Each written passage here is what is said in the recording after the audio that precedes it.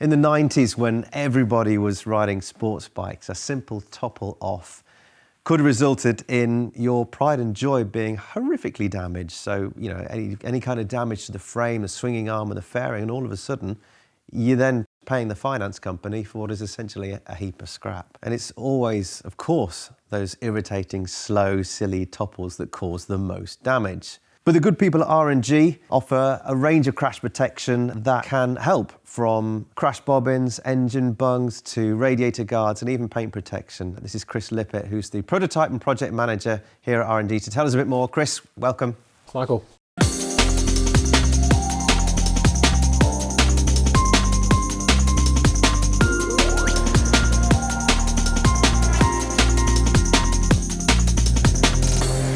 Tell me a little bit about RandG. How did you start? What is it about crash protection that really kicked things off? 1999, a motorcycle enthusiast had an idea of designing some crash protection, because all his mates were riding bikes, and as you just said, simple topple off on the roundabout, lose the front end, bike scrap. Yeah. So he come up with this idea of a simple crash protector which bolted to the frame on the side of the motorcycle. Got the guys to knock them up in his engineering shop, and then went off selling them on a wallpaper table outside of Brands Hatch, for instance. Brilliant. So that's how it all started. 20 years on, you're now making bespoke kit for each and every bike, right? We take the latest bike that's been released, and we then design, prototype, bespoke, model specific crash protection. You're looking at protecting engine, frame, swinging arm, everything? Predominantly, the whole idea of this crash protection, if you're out on your bike, you're on holiday, you're out just enjoying it, or you're going to and from work. If you are unlucky enough to take a tumble, we want to be able, for you to be able to pick your bike up and be able to continue on your journey. The idea is to limit as much damage as we can to the bodywork, predominantly the engine, the swinging arm and the bodywork and the frame. The initial part of the accident will be the impact, so we try to absorb as much of that impact as we can with special materials and the way that we design the crash protector. And then as the bike then stabilizes in the crash and starts sliding, we want to slow that slide as quickly as we can to stop the bike going off and hitting other things. Yeah. So the sooner we can bring the bike to a standstill, the better, and that's what our crash protection does. How does it slow the bike down? Our material has the ability to slow the slide down with the friction without melting to a degree where it disintegrates. It has this capability. We've got the 2019 Suzuki Katana right here, which has been pretty much fully kitted up, right? The thing that most people buy, they take off the manufacturer's bar end and they replace it with one of our bar ends. Aesthetically, it's nicer, and it has the crash protection on the end. Sure. So this is the bit that's going to hit the ground, slide, and it creates the triangle crash point. On this side, we've got a lever guard. Not everybody fits lever guards, but it's a nice feature. This one's a carbon fiber one. If your mate stops at a traffic light and you run into the back of him because you're not paying attention, puts the brake on, down you go.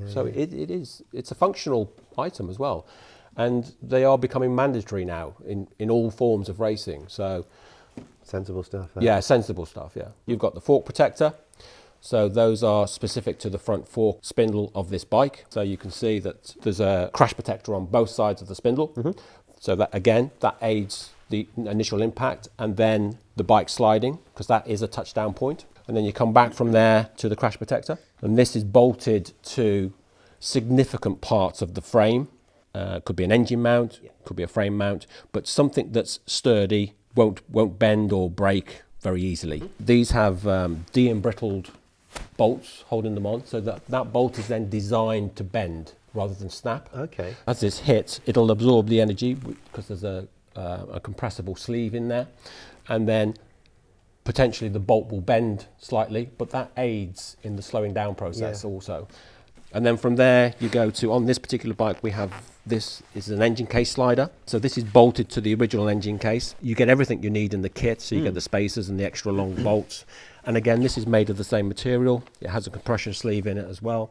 And that's designed for the sliding. It'll take an initial impact and then it slides. Yeah. From your front fork to your bar end, to your crash protector, to your ECS, you're creating this triangular shape which holds the bike up off the ground. Got you. And from there you come back to the cotton reels, the spindle slider or the offset cotton reel. You wouldn't put all three on, you'd choose one of them. And all these are easy to put on for an idiot like me. I can just about work out which end of a screwdriver to use. You've got to have some mechanical about you Yeah. and some tools, but they come with fully tutorial instructions. The best instructions are on our website because they're in full colour then. Nice. So if you download that or look at it on the website, they're brilliant. They're in real depth and they're specific to the motorcycle. Yeah. So they go through step by step. Even like torque settings, things like that? Torque settings, we recommend our torque setting for our fitment. Okay, we don't give the manufacturer's torque setting because we've changed the manufacturer's bolts in certain instances. So we have a torque setting for our bolt, which might be lower than the manufacturer's, but there's a reason for it. Yeah, sure. So you must follow those quite closely. But it's not all about crash protection, is it, for RandG? You also offer styling accessories, right? Probably one of our biggest sellers is the tail tidy, what people call the tail tidy, license plate tidy. We make sure that we keep the correct indicated distance and the number plate size with a number plate light and a reflector. So it's all road legal, but aesthetically it's much nicer for the back of the bike. It's minimalistic. And then you've got the frame protectors and the boot protectors. This is a material which we cut to shape, again, bike specific, and it stops all the wear and tear to areas of wear and tear. So we've got tank area here, and then you've got boot guard area here, swinging arm area where the back of the boot touches. Just tries to protect the bike from your everyday wear and tear, you know. And then when you come to sell it, you can either leave them on or take it off and it looks like brand new, hopefully.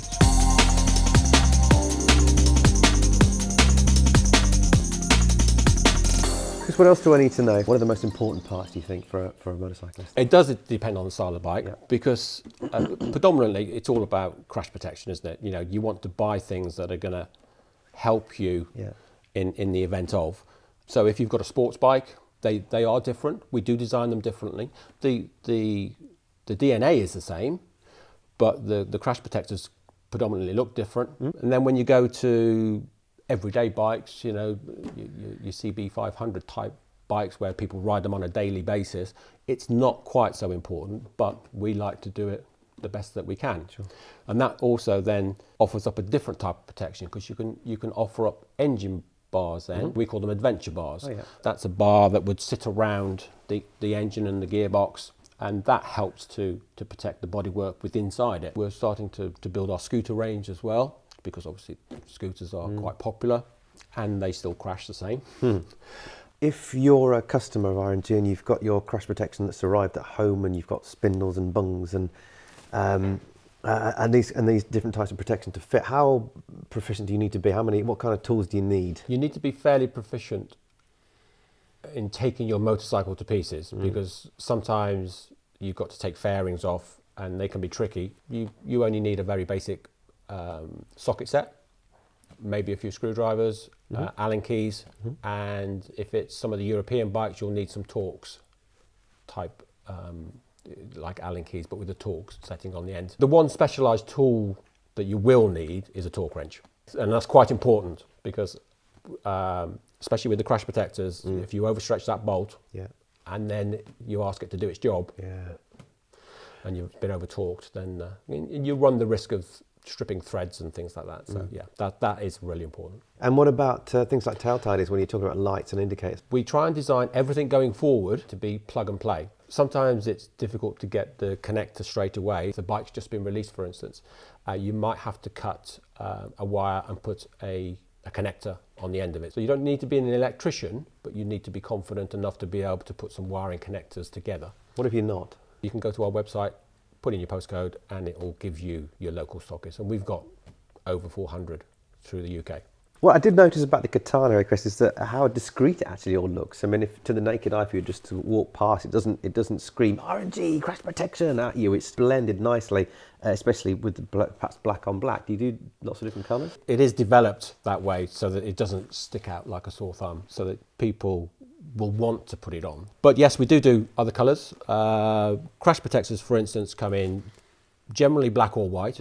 I think there is the odd other colour of those, but generally black and white. Radiator Guards, for instance, come in all sorts of colours. Generally, depending on the bike, black, silver, red, blue, titanium option in some bikes as well, where there's a full race titanium option. I'd imagine the Radiator Guard is one of your big sellers. The Radiator Guard is a massive seller, and it is one of the things that you should seriously consider buying, because how much is a motorcycle radiator? It's hundreds of pounds. Our Radiator Guards are tested and proven to stop any stones going through them at motorway speeds. For £68, you're going to cover the cost of replacing a radiator, which without or repairing it. But yeah, they work. They're a good one to buy. Do you find there's a stigma around crash protection? Do you find, I don't know if you've done any research at shows, for example, and people are saying, oh no, I don't need crash protection, I don't intend on crashing, or more, no, it looks ugly, it makes me feel weak. The feedback we get is people want to protect their motorcycle because they're expensive, aren't they? And because it looks nice,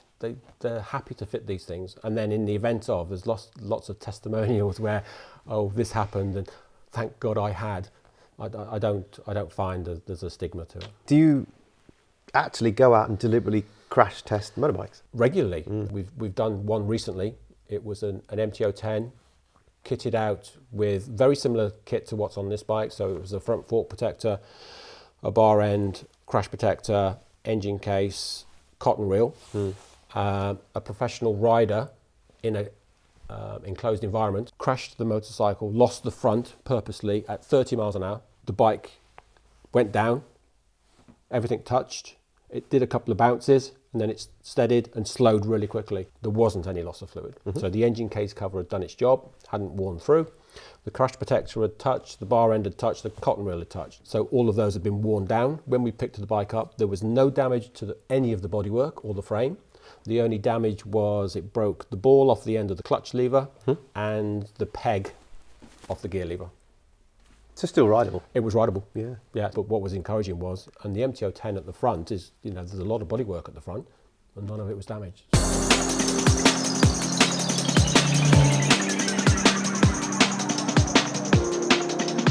We also have a massive presence in the BSB paddock. So we sponsor 2 high-profile teams, Motor Rapido and Tag Yamaha, which is continuing for 2020. Yeah. And that's one of our R&D areas as well. So they use our crash protector.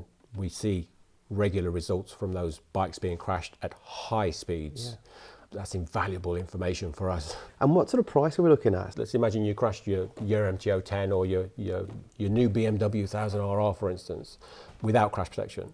So you can imagine the damage, even at 30 miles an hour. There's going to be bar damage, there's going to be fork damage, there's going to be fairing damage, potential engine case damage, swinging arm damage. Might be cosmetic, but it's going to be very, very costly, possibly into the thousands. Yeah.